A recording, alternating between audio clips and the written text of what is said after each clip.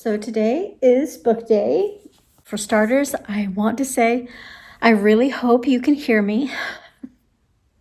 My best friend and her husband so kindly gave me a microphone. I don't know if you've noticed the last 2 weeks, I have been dubbing in my voice with the microphone.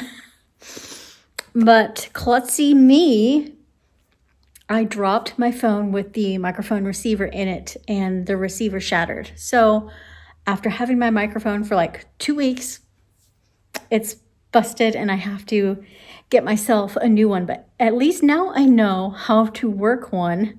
The type that they gave me was super easy for this technologically illiterate person to use. So I'm going to get that same style.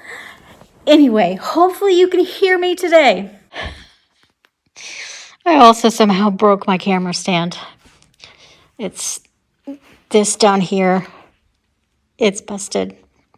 So yes, I am klutzy.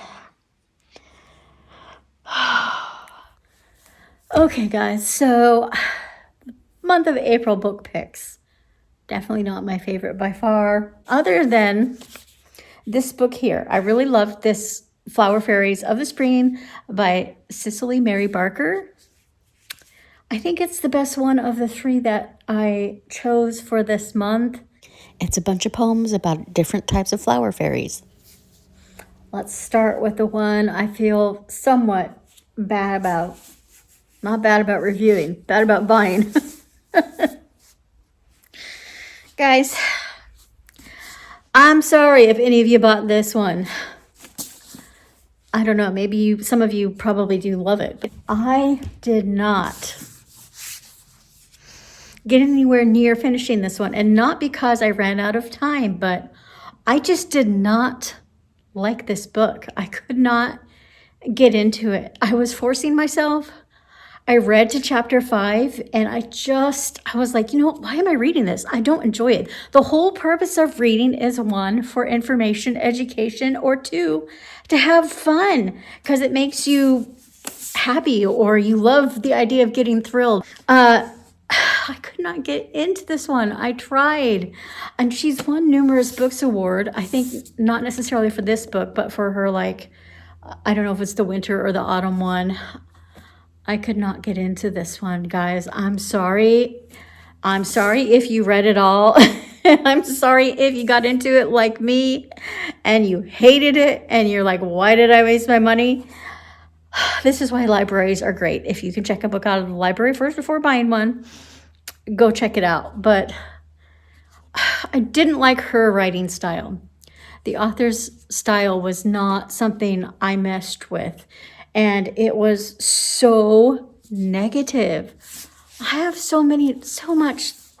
I have enough negativity in my life. It's not something I want to read about. And I know the whole purpose of this was to go from a negative to perspective and follow her life as she gets into a positive note and all of that. But I couldn't do it. I couldn't stomach it. I literally got into the first 5 chapters and I was like, I can't do this anymore. This is kind of making me mad. I can't get into it. And in my 50 some years of life, I have learned that I don't have to finish a book if I don't like it. I just don't have to. I used to force myself to finish it because I spent money on it, or I've let's see if it's got a good ending. But you know what? You don't have to finish a book you don't like anymore, guys. If it's not meshing with you, if the style is not meshing with you or the content, the subject content, you can just throw it out the window. And that's what I did. And I'm not saying that author's bad because I know I've heard some great reviews, especially I think it's her autumn book that a lot of people liked. I don't know, will I go get her autumn book now and read that? Now that I've read that one and don't like it? I'm not sure. But I've also learned in my reading that if you find an author that you mesh with and you like, go look for some more of her books if she's got more. Like, for instance, the woman who wrote Frozen River. I loved that writing style, and I'm going to look more for hers. The next book that we was this Princess Royal book, and it was about all of the Princess Royals of England, which there have only been 7. It's kind of relatively a more newer concept title. I would say that 2/3 of this book was about Princess Anne, the current Princess Royal. The other third was about the other 6 Princess Royals. There are 2 Princess Royal Marys. There's a Louise, a Charlotte, and another Anne. And who am I missing? A Victoria, who is not Queen Victoria. It's Queen Victoria's oldest daughter. Anyway, 7 Princess Royals. They kind of do just kind of a sort of brief synopsis of the other 6 Princess Royals, but this one goes a lot into detail on Princess Anne, the current Princess Royal. And I gotta say, it wasn't like thrilling or enlightening. I found out a few things of information that was interesting, but it wasn't one of those, wow, gotta read it books. Now, if you like the royals and learning about the royals, then you might enjoy this. It's kind of got a lot of, it's written as a kind of like, it felt like I was reading a history book, if you know what I mean. So if you don't enjoy history and you don't enjoy knowing or learning about the royals, this book might bore you to tears. However, I love history and I love learning about the royals, so I enjoyed it. Is it in my top picks of books? No, it's probably not even in my top books about the royals, but it was informative. I enjoyed reading it. But for those of you who are not interested in history or the royals, this is probably going to be a snoozer for you. It'll feel like you're in a history class, which I loved. But anyway, that was my take on this, The Princess Royal by Helen Cathcart. That is pretty much my book reviews from our April picks. Not the best picks. Sorry about that. I will get back into a rom-com in June, probably. I really enjoy those.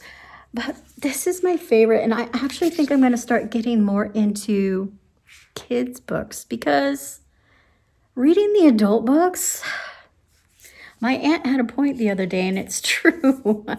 She's going to go back to reading kids' books because all the adult books have all these terrible themes like affairs and murder and death, and it's just, right now, it kind of feels heavy, that stuff. So I want to get back to more enlightening, more fun books. And so I think I'm going to start getting more into little children's books. No, it won't be my only book. So don't back off if you're like, oh my gosh, she's getting into children's. No, it'll be one of my books. So now for our book picks for the month of May. Guys, I am super excited to delve into this one. This book by Dianne Shiffer. I don't know, those of you who are on Instagram, she has put a few short videos out or a few videos out on YouTube, but she's mostly on Instagram. This is by Dianne Shiffer, another influencer creator. She is a grandma-esque type style of a person who loves wearing like the 1940s, 50s vintage clothing, and she's just a very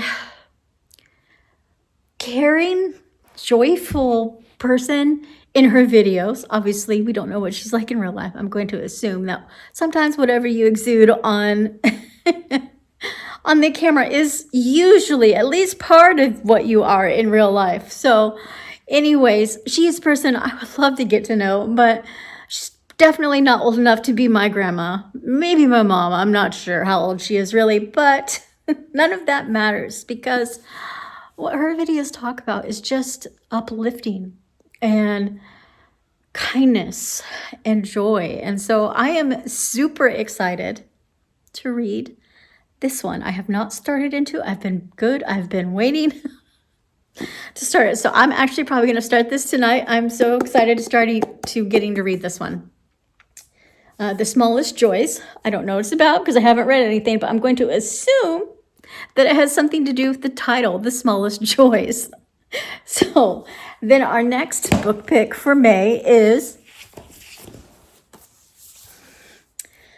The Elements of Organic Gardening by the then HRH's Prince Charles. He's now King Charles III, but as you can see, I have read this a few times. This is my favorite gardening book. I have several gardening books, some by Gertrude Jekyll, some by The Chasing Eden. Who is that person? I can't think of her name. Anyway, this is my favorite gardening book. I love this book. First of all, there's beautiful pictures in here.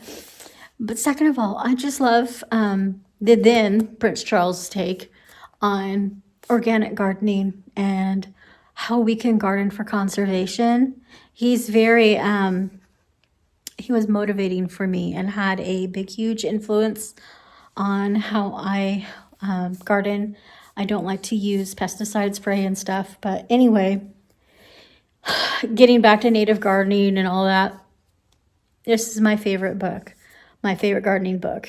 And I kind of have read some of it in depth, but I've kind of flipped through a lot of it. So I'm looking forward to rereading this whole thing in depth. And I just love the way he styles his garden. And sometimes how he himself gets out there and works in it.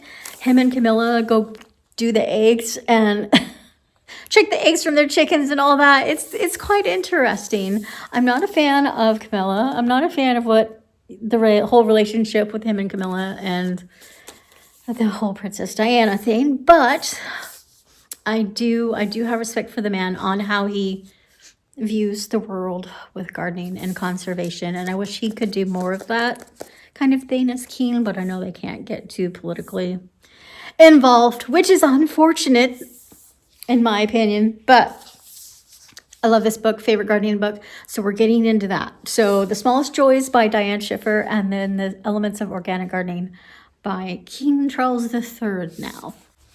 And Stephanie Donaldson, the helper who actually wrote this book. Anyway, those are my books. Those are my picks of books for the month of May. So I hope you all will join me in at least one of them and come back next month when we review them and I reveal the book picks for the month of June. And I promise the month of June will have a rom-com book in it. As always, thanks for watching, and until next time, feed the pollinators for me.